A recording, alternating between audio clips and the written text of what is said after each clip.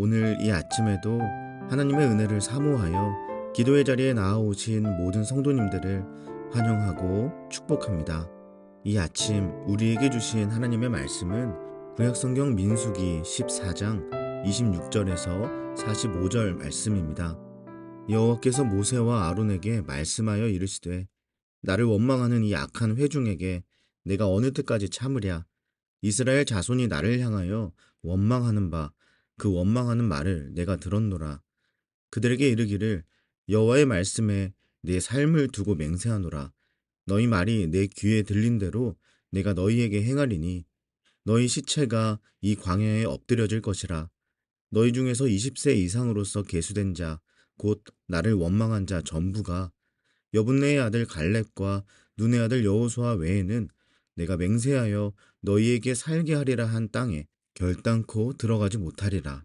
너희가 사로잡히겠다고 말하던 너희의 유아들은 내가 인도하여 드리리니 그들은 너희가 싫어하던 땅을 보려니와 너희의 시체는 이 광야에 엎드려질 것이요 너희의 자녀들은 너희 반역한 죄를 지고 너희의 시체가 광야에서 소멸되기까지 40년을 광야에서 방황하는 자가 되리라.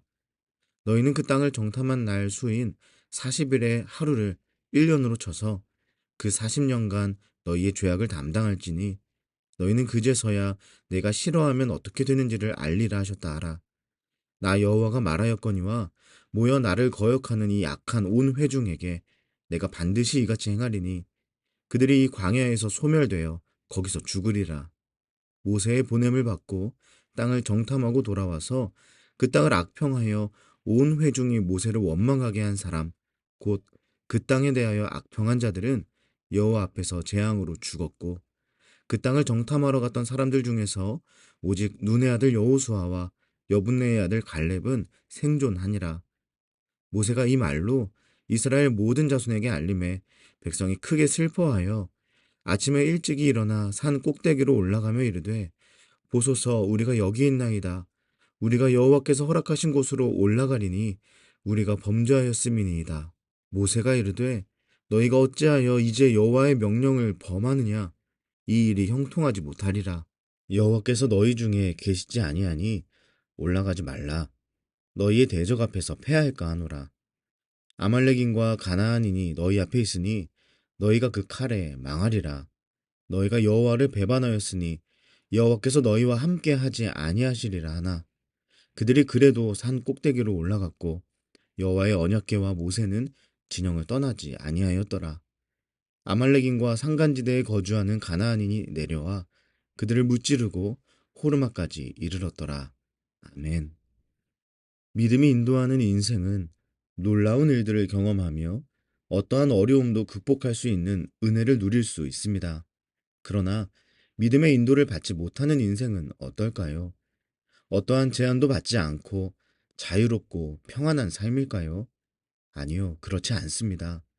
불신과 원망이 그들 인생의 길 앞잡이가 되어 그들을 파멸과 고통으로 이끌어가게 됩니다.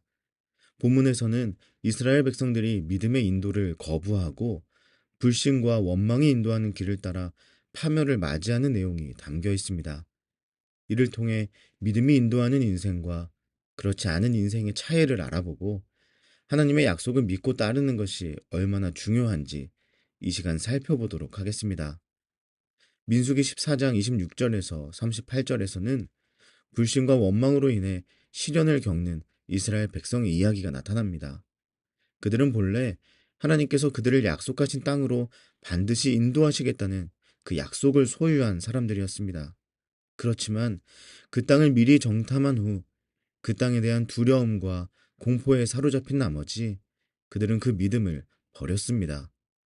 그렇게 그들을 하나님의 뜻을 향해 한 걸음 더 인도했던 믿음을 버리자 그때부터 믿음 대신 그들의 발걸음을 인도했던 것은 불신과 원망이었습니다. 결국 불신과 원망이 그들 스스로를 인도하도록 허용해버린 이스라엘 백성들은 그 결과 하나님의 진노하심을 받아 그로부터 40년간 지옥과 같은 광야에서 방황해야 했습니다. 또한 그들 중에 온 백성이 모세를 원망하도록 만든 장본인이었던 사람들, 즉 그 땅을 정탐한 후에 악평을 늘어놓아서 이스라엘 백성들의 믿음이 흔들리도록 영향을 준 사람들은 죽음을 맞이하게 됩니다. 사랑하는 여러분, 믿음이 인도하는 인생을 살아가다 보면 우리는 때때로 두려움을 지나야 할 때가 있습니다. 그런데 그렇다고 해서 두려움 앞에서 믿음을 포기해서는 안 됩니다. 우리가 믿음을 포기하는 순간 그때부터 우리를 인도하는 것은 불신과 원망이 되어버릴 수 있기 때문입니다. 여러분, 오늘 말씀은 믿음이 인도하지 않는 인생의 끝에 무엇이 있는지 잘 보여주고 있지 않습니까? 불신과 원망이 인도하는 인생은 두려움에서 벗어나는 인생이 아니라 하나님의 은혜와 약속에서 벗어나는 인생, 죽음과 끝없는 광야를 맞이하게 되는 인생이라는 것을 잘 보여주고 있습니다. 사랑하는 여러분, 오늘 이 아침 무엇이 우리의 길 앞잡이 노릇을 하고 있는지 잘 살펴볼 수 있기를 바랍니다. 믿음입니까? 아니면 불신과 원망입니까? 저와 여러분 모두 오늘 이 아침 우리에게 주시는 말씀을 교훈 삼아서 다시 한번 믿음이 인도하는 한 걸음의 인생을 살아가실 수 있으시기를 간절히 축복합니다. 이어서 본문은 하나님의 약속에서 배제된 사람들의 인생이 얼마나 무력해지는지 보여줍니다. 하나님의 허락하신 땅을 보고 악평을 늘어놓았던 사람들이 하나님의 재앙으로 죽음을 맞이하자 이스라엘 백성들은 40년 동안 이 지옥과 같은 광야를 방황하는 것이 실제로 자신들과 자신의 자녀들에게 드리워질 미래이며 그들 모두 광야에서 죽게 될 것이라는 것이 실감되었던 것 같습니다. 그들은 그렇게 그제서야 자신들이 진정 두려워해야 할 분이 누구이신지 깨닫고 자신들의 힘으로 그 결과를 다시 뒤집으려 합니다. 자기의 힘과 결단을 안내자 삼아서 다시 그 땅으로 올라가고 정복하려는 시도를 하게 되죠. 그러나 어떤 발버둥을 쳐도 무엇을 해도 소용이 없었습니다. 스스로의 힘과 결단은 결코 그들을 약속의 땅으로 인도할 수 없었습니다. 오히려 그것을 다시 쟁취하려 하면 할수록 그저 자신들의 무력함을 체험할 뿐이었습니다. 사랑하는 여러분, 우리 자신의 힘으로는 그 땅에 들어가 살 수 없습니다. 스스로의 힘과 결단을 내 인생의 안내자로 삼지 마십시오. 그것은 우리를 약속의 땅 그 문턱까지 인도할 수는 있지만 결코 그 땅에서의 삶을 우리에게 제공해 줄 수 없습니다. 오히려 끝없는 좌절과 무력감만을 선사할 뿐입니다. 오직 믿음이 여러분을 인도하게 하십시오. 믿음을 따라 걸어가셔야 합니다. 히브리서 11장 6절 말씀입니다. 믿음이 없이는 하나님을 기쁘시게 하지 못하나니 하나님께 나아가는 자는 반드시 그가 계신 것과 또한 그가 자기를 찾는 자들에게 상 주시는 이심을 믿어야 할지니라. 아멘. 사랑하는 여러분, 믿음이 인도하지 못할 길은 없습니다. 믿음은 우리를 하나님과 사귈 수 있게 하고 하나님을 기쁘시게 할 수 있기 때문입니다. 우리를 하나님의 진노로 이끄는 불신과 원망이 우리를 인도하도록 내버려 두지 마십시오. 또한 우리에게 끝없는 좌절과 무력감을 선사하는 스스로의 힘과 결단에게 인생의 안내자의 자리를 내어주지 마시기 바랍니다. 오직 믿음이 여러분의 인생을 인도하게 하십시오. 믿음을 따라 오늘도 걸어가십시오. 그러면 오늘 여러분의 걸음이 반드시 하나님의 약속을 이루어가는 걸음이 될 것입니다. 하나님의 뜻이 이루어지는 걸음, 하나님의 사명을 감당할 수 있는 걸음이 될 것입니다. 오늘 이 하루 그렇게 믿음으로 승리하는 저와 여러분 되시기를 축복합니다. 비록 믿음이 인도하는 인생도 어떠한 두려움과 시련이 찾아올 수 있지만 하나님의 약속을 믿고 굳게 서 있으시기 바랍니다.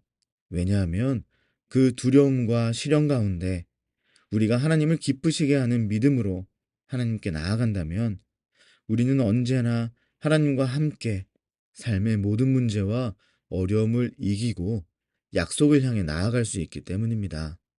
사랑하는 여러분, 오늘 우리가 살아가는 모든 순간마다 그렇게 항상 하나님의 말씀과 약속을 믿고 따르는 믿음의 삶을 살아가시는 우리 모두가 되시기를 주님의 이름으로 간절히 축복합니다.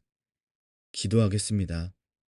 어떠한 두려움과 시련이 찾아오더라도 오직 믿음으로 걸어가게 하소서.